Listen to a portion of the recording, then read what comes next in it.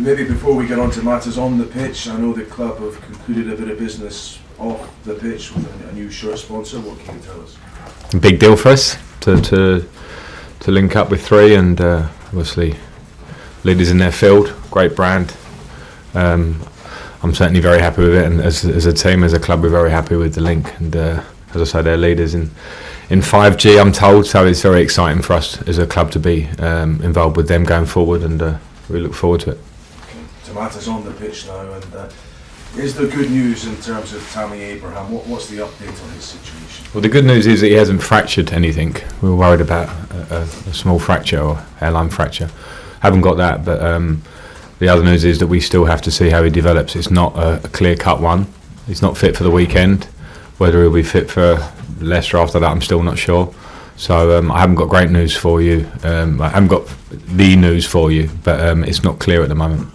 So no clarity there. Does that add impetus to your search to bring in another striker? Does it alter Olivier Giroud's situation at the club at all? I think the impetus to bring in a striker or players potentially that can get in the end of these chances that we're creating is there. I think we have to be really honest about that, and I think the recent games have shown that if we are struggling to create, that's one problem. But when you're creating 20 chances a game, which is a lot of the games we're playing recently, and not scoring enough goals, then that can be crucial. So I don't think it absolutely changes it, but of course Tammy has been our main source of goals, so yes, it's very relevant.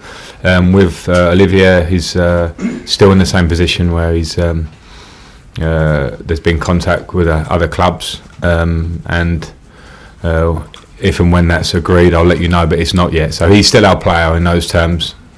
You didn't rule out the potential for Edinson Cavani to come here. Seems as though he may be going to Spain. How difficult is it to identify, not just identify a target, but is there much choice in terms of realistic targets who would improve what you've got? I think there's choice. It's not the ideal window. I think history's proven that, albeit there have been some good acquisitions in windows for teams that have made a difference in short term and long term. So I think it's about trying to get the choice right of the player that we can bring in, considering what's available. And I think there is, the club know, and I'm saying the same thing pretty much every press conference, and the games are showing that. The club know that my thoughts on it, so we'll have to see by the time the window shuts. I don't want to throw just one other name at you, but Boubacar Soumaré has been someone the club has been linked with. Is he on your radar at all, even in this window or later? I'm aware of him as a player, but he's not on my radar for this window, to be fair. We played against him, and I know he's a good player, but that's one that's not on the immediate radar, albeit he's a good player, but he's another club's player. Just finally reflecting on the last couple of games, you've lost points in painful circumstances, and yet still 6 points clear in fourth spot.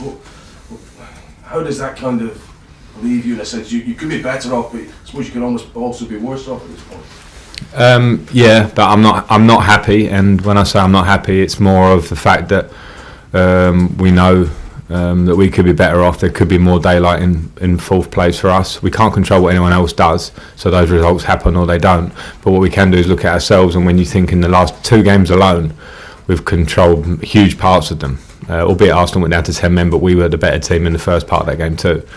And we haven't got our goals, and we've had a couple of moments in those games. Newcastle have 2 shots, score a goal. Arsenal have 2 shots, score 2 goals. We have near on 20 shots in both games. So there are big answers for us there that we have to find the solutions for, because I know that we've lost points because of these situations, and we need to get that right, because the battle's going to ramp up. Just finally for me, you talked about Kepa Arrizabalaga being in that isolated position, not a big club in goal.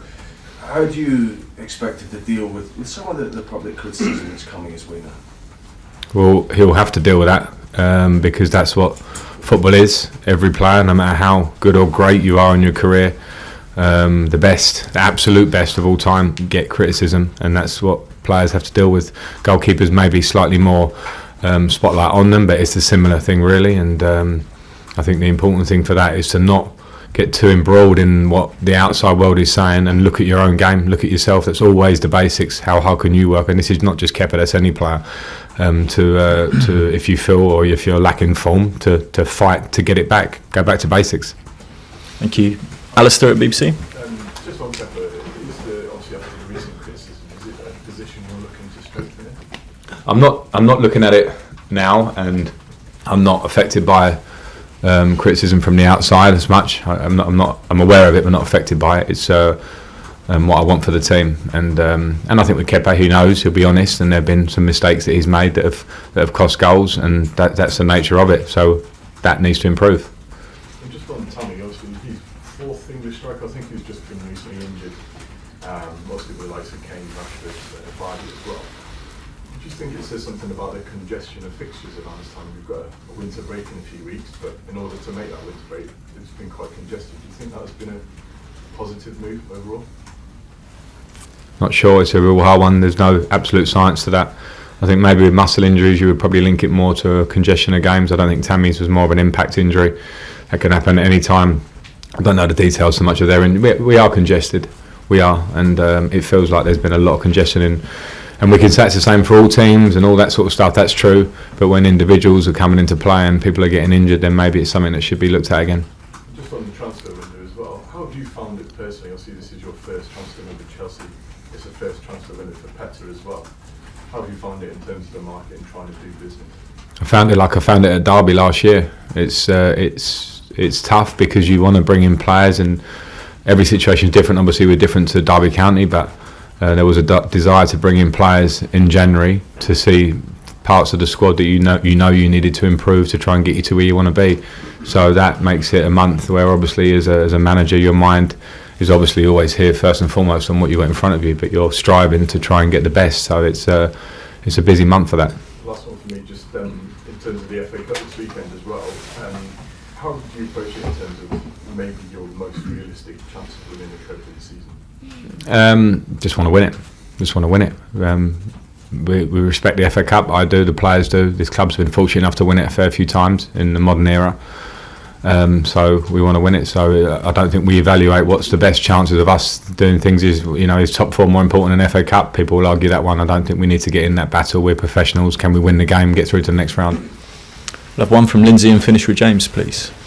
Frank, just regarding N'Golo Kante, can you just explain a little bit behind your decisions where you played him lately? Because a lot of fans have said, maybe he should be in a different role that he's played before, but Sarri played him like you have recently. Just where you are with him? I haven't always played him in the same role as I'm guessing what you're saying with Sarri is a slightly forward, right-sided number 8. It's been plenty of times this season we would play two midfielders. As N'Golo Kante plays for France, as he played for Leicester, and as he played for Antonio Conte's team with two midfield players, he wasn't the holder in that team. He was Matic probably would have been more of the holder, and N'Golo came to use his energy to get almost everywhere over the pitch. So I've used him as I see fit on that. James?